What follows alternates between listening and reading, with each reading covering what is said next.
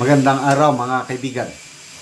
Bigyan natin ng reaction opinion itong Facebook Reel posted by Ang Balita Ngayon. Nako, nagalit po si Senator Marcoleta kay retired Justice Antonio Carpio.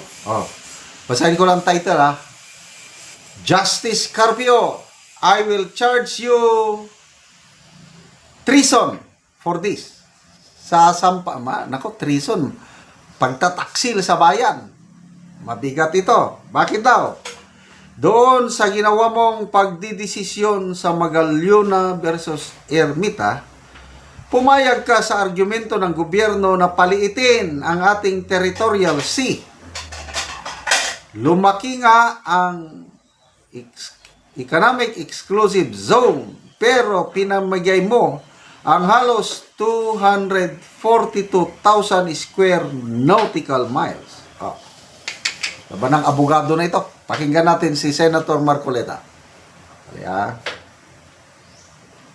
Magalala, Justice Carpio, meron ka pang isang araw tatalakayin namin kung paano mo ipinamigay ang halos 242,000 square nautical miles ng ating territorial sea. Ay, napakalaking bahagi ng Pilipinas to, Sen. Yan ay yung pinaka-ebidensya ng treason.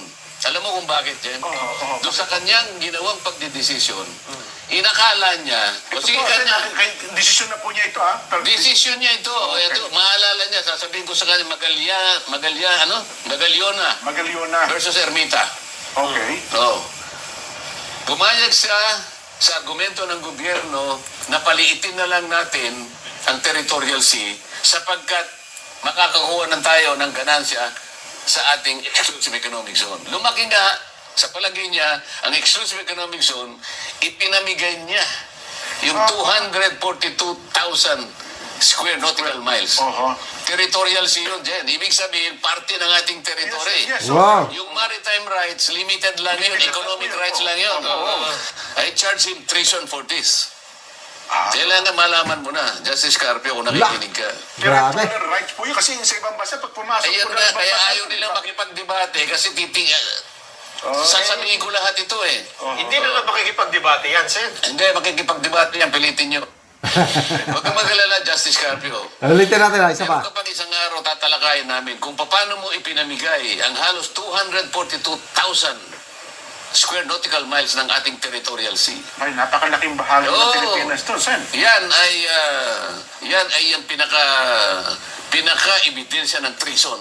Alam mo kung bakit, Jen? Doon sa kanyang ginawang pagdidesisyon, inakala niya, Desisyon na po niya ito, ha? desisyon niya ito. Ito, maalala niya, sasabihin ko sa kanya, Magallona versus Ermita.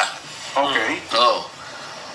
Pumayag siya sa argumento ng gobyerno na paliitin na lang natin ang territorial sea sapagkat makakakuha ng tayo ng ganansya sa ating exclusive economic zone. Lumaki nga, sa palagay niya, ang exclusive economic zone, ipinamigay niya yung 242,000 square nautical miles.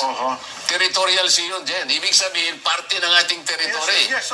Yung maritime rights, limited lang yun. Economic rights lang yun. I charge him treason for this. Kailangan malaman mo na, Justice Carpio, kung nakikinig ka. Territorial. Lako, umiinit ang bangayan dito sa dalawang abogadong ito. Una muna natin yung debate.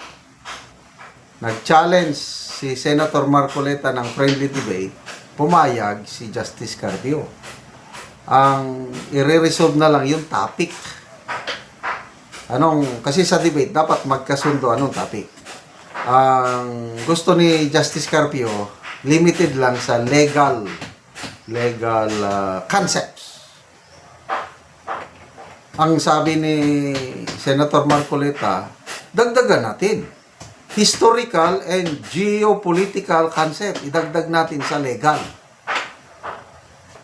So, I don't know kung papayag ba si Justice Carpio doon sa territorial, historical, geopolitical. Kaya maisasama itong ganitong itong sinasabi na pinamigay 242 square nautical miles.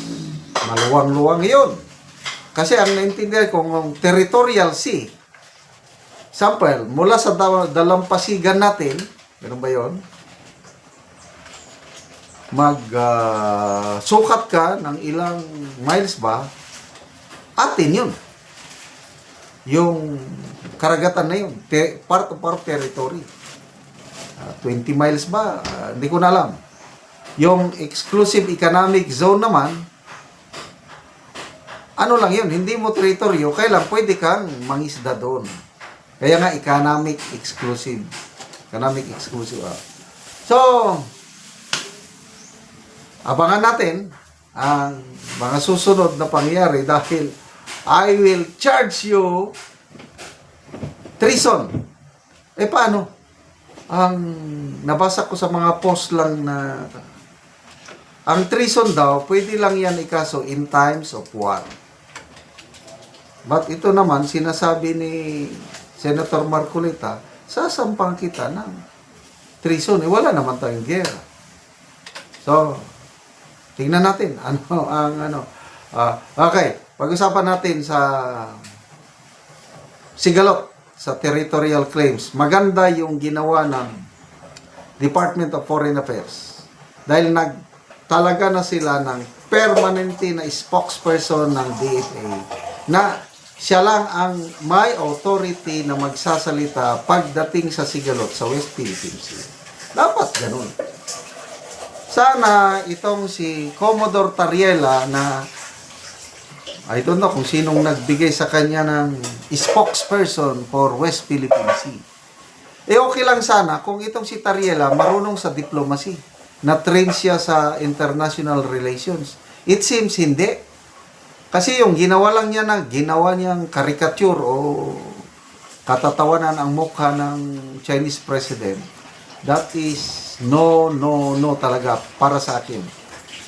According kay Madam Teresita Angsi, isang Chinese leader, Filipino-Chinese leader, sa kulturo daw ng mga Inchik, wala sa kanila yung batikusin, yung nababatikos yung head state nila. Hindi katulad sa atin na pwede mong batikusin yung si PBBM ngayon. Sa kanila, hindi.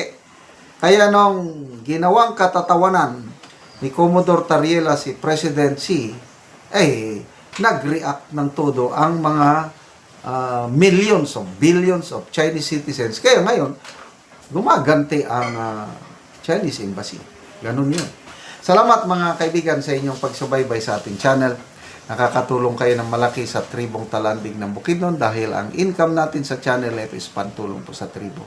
Namimigay tayo ng libreng yero at pako para makapagpatayo sila ng mas maayos na tirahan. Panoorin nyo ang video nito. Ang balay ni Kuya sa tagaan na Mugiro, so mag-atop na siya. Siya nang gitangtang ang ilang mga atop nga silupin lang. Dimulis kay kano mo ginapang. Mga silupin lang, so kuwao na. O, pilagid ka tuig nga ang ilang balay, inaan lang ang itsura o. Mga silupin lang. Ano ni ang ilang kahintang o, makita gid nato nga lisod gid kayo ang ilang kadto. O, nagatulog na gani ang mga tubig kay naputok lagi sa silupin.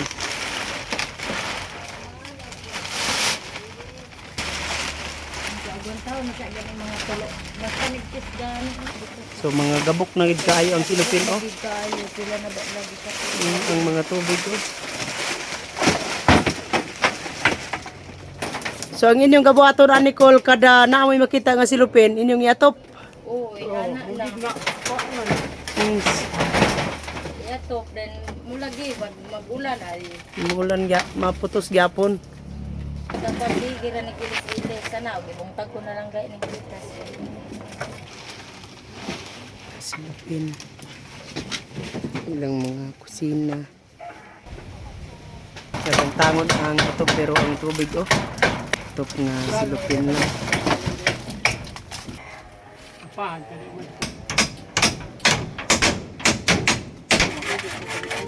Karon naman sa pagtanggal maga-atop na po si Angkol. Ay nakuha naman tong iyang atop na mga silupin lang.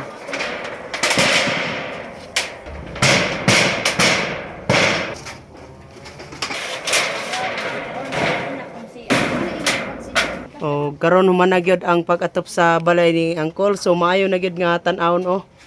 So maayo na gyud.